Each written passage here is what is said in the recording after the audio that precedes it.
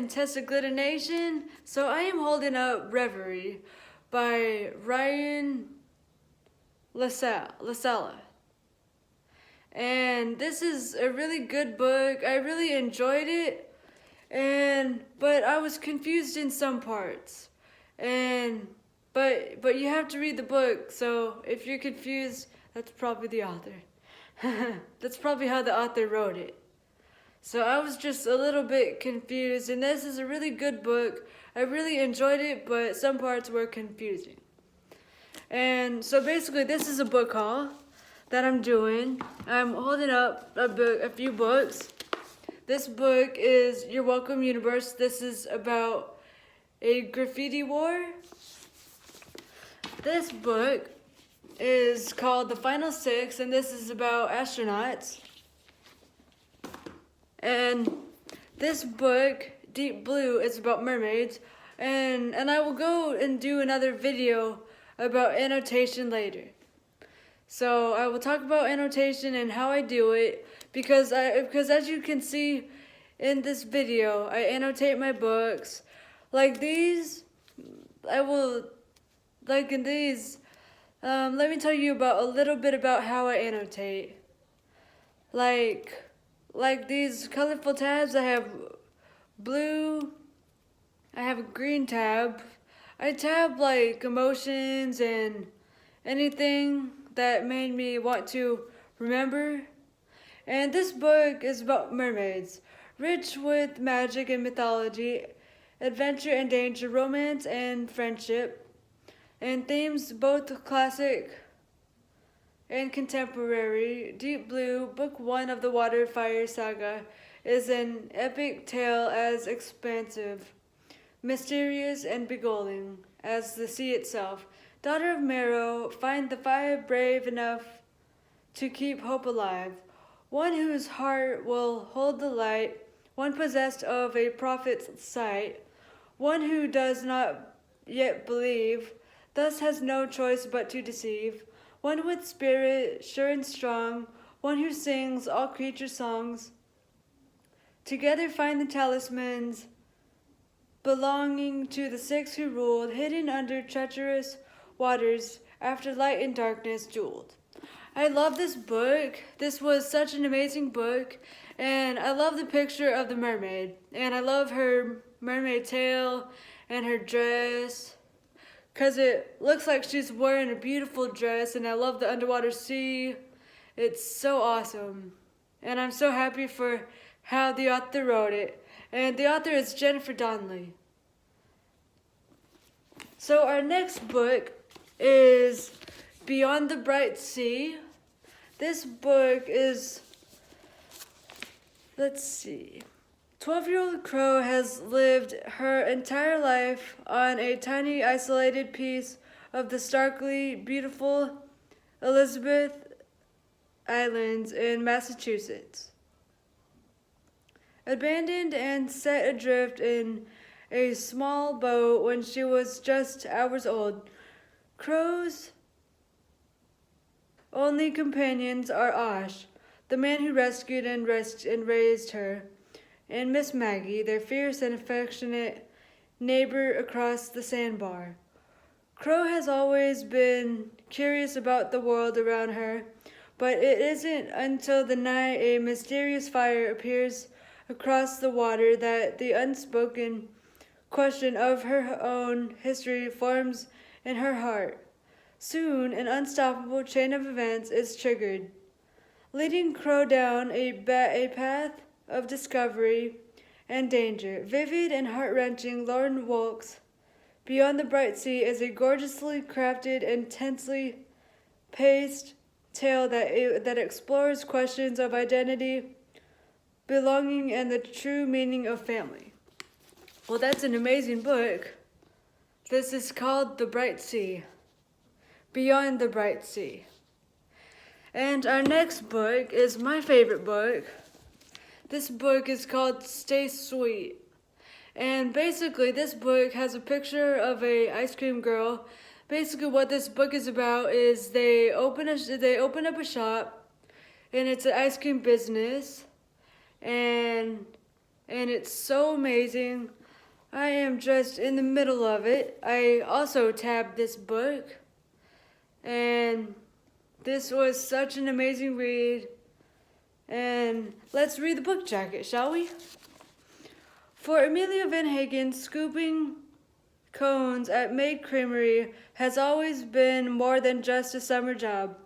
It's a sisterhood, one dating back to when the legendary ice cream stand first opened with an all-girl staff. Amelia has learned so much from the older girls over the years, like who the best teachers are, how to lie to her mother, and the perfect amount of sprinkles for a Sunday.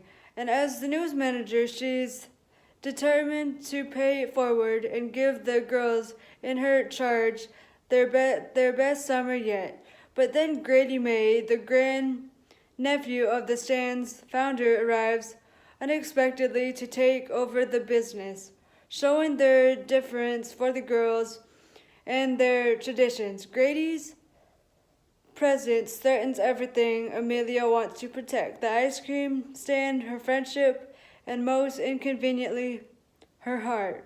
A Junior Library Guild selection. And our next book is called Hot Dog Girl. This girl dresses up as a hot dog at like a carnival. So basically what this book is about, it says everyone falls for the princess, no one ever falls for the hot dog girl. Eloise Lou Parker is determined to have the absolute best. Hold on, let me just sit this down. There we go, now that's better. Eloise Lou Parker is determined to have the absolute best, most impossibly epic summer of her life. There are just a few things standing in her way. She's landed a job at Magic Castle Playland as a giant dancing hot dog. Her crush, the dreamy diving pirate Nick, already has a girlfriend who is literally the princess of the park.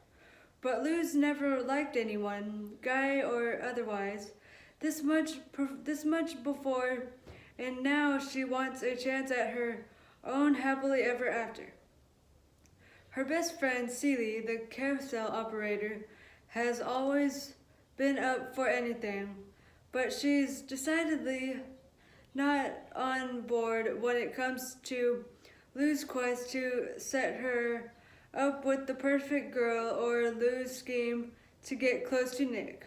And it turns out that this will be their last summer at Magic Castle Playland ever, unless she can find a way to stop it from closing. Jennifer Duggan's sparkling debut coming-of-age queer romance starts a princess, a pirate, a hot dog, and a carousel operator who find love and themselves in unexpected people and unforgettable places. This was a really awesome read, and let's see how far I am. I am almost about to finish this book.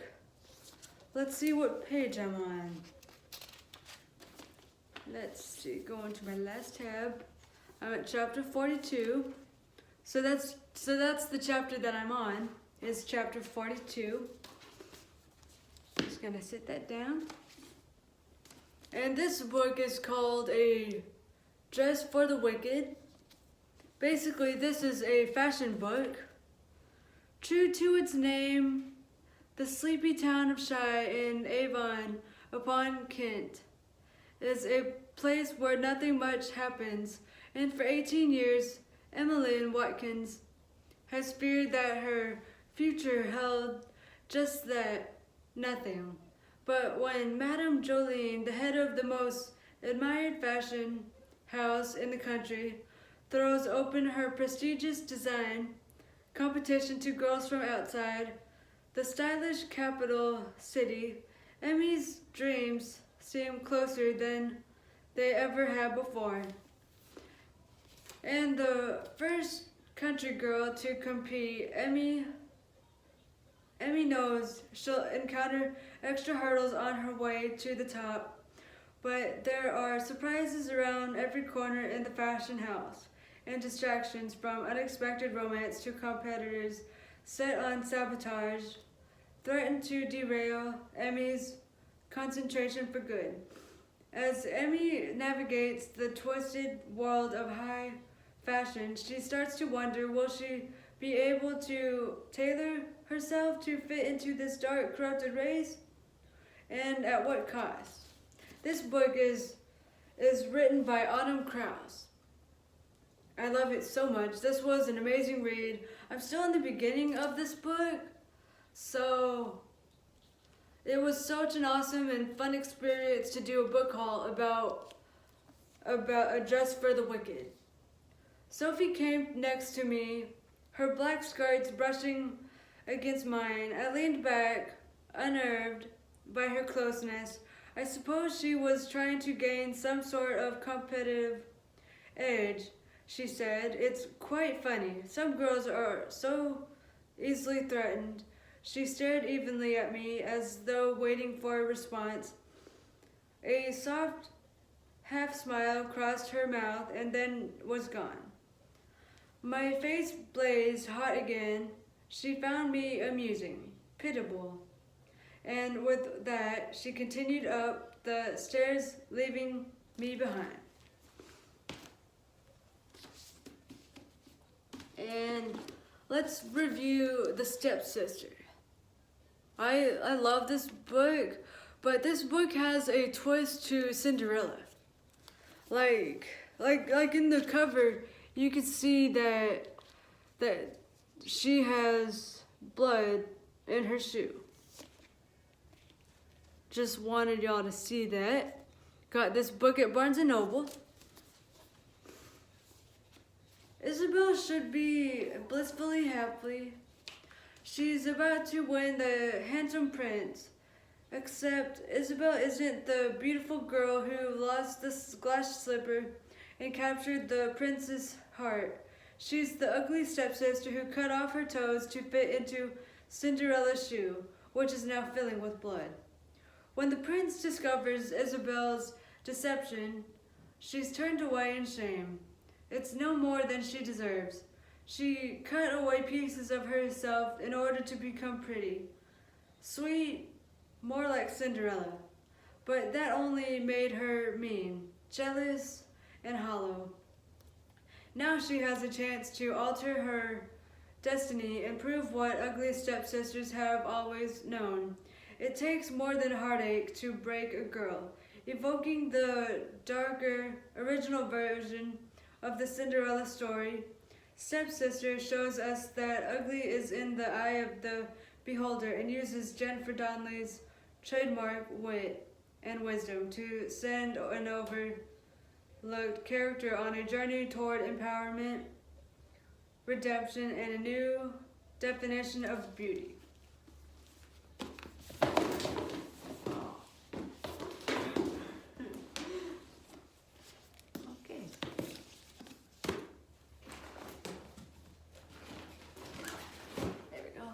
Alrighty, sorry about that. My book just fell off the chair.